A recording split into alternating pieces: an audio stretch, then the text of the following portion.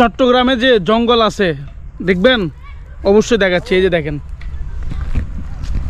খুবই পরিবেশ। কিন্তু আমরা আসছি এখানে 3 জন।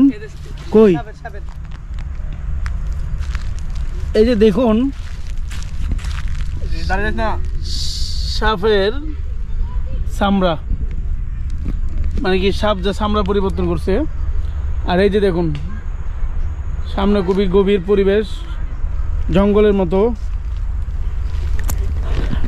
গাইস আমি আরেকটা জিনিস দেখাই, ওই দিকে কিন্তু খুবই লিক্স বিষয়গুলা, তার জন্য আমি বেশি একটা গভীরে যাচ্ছি না।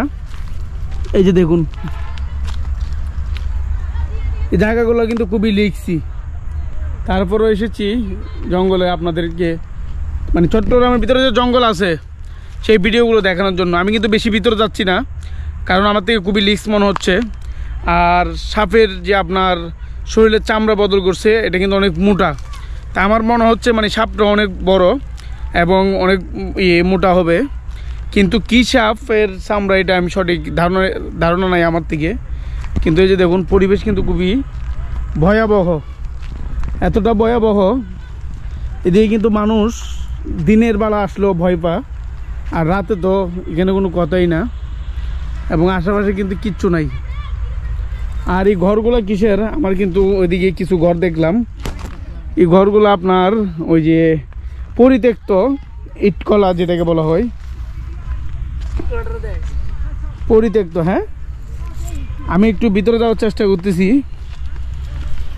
কিন্তু আমার থেকে অবশ্যই কিছুটা ভয় লাগতেছে।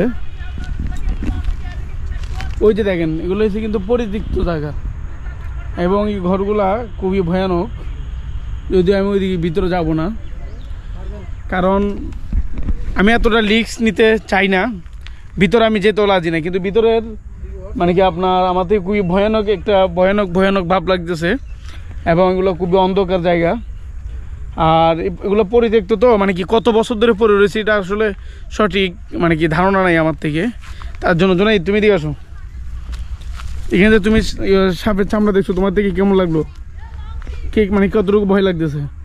আমার কাছে মনে হইতেছে যে এখানে আশেপাশে বড় ধরনের কোনো একটা সাপ আছে, বিষাক্ত সাপ হতে পারে। যদি আমরা সামনে যাই বা আমাদেরকে কামড় টামড় দিতে পারে, আক্রমণ করার চেষ্টা করতে পারে। এই জন্য আমরা না যাওয়াটাই ভালো হবে সামনে। আসলে তার জন্য আমরা বেশি একটা রিস্ক নিতে চাই না। আমরা এখানে আসছিলাম, কিন্তু আসলে আমরা বেশি একটা সামনে যাইতে চাইতেছি না, যেহেতু এখানে আপনার খুবই ভয়ানক একটা পরিস্থিতি। যাই হোক, এতটুকু পর্যন্ত সবাইকে দেখানোর চেষ্টা করেছি।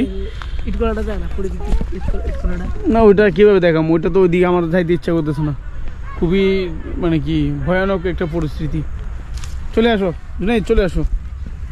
আর এই সেই সাপের চামড়া, এই যে দেখুন একদম মোটা। যাই হোক, দেখানোর চেষ্টা করেছি, এবং বেশি একটা রিস্ক নিতে চাই না। জীবনের মায়া তো প্রতিটা মানুষেরই আছে, তার জন্য সবাই সুস্থ থাকবেন, ভালো থাকবেন। আল্লাহ হাফেজ।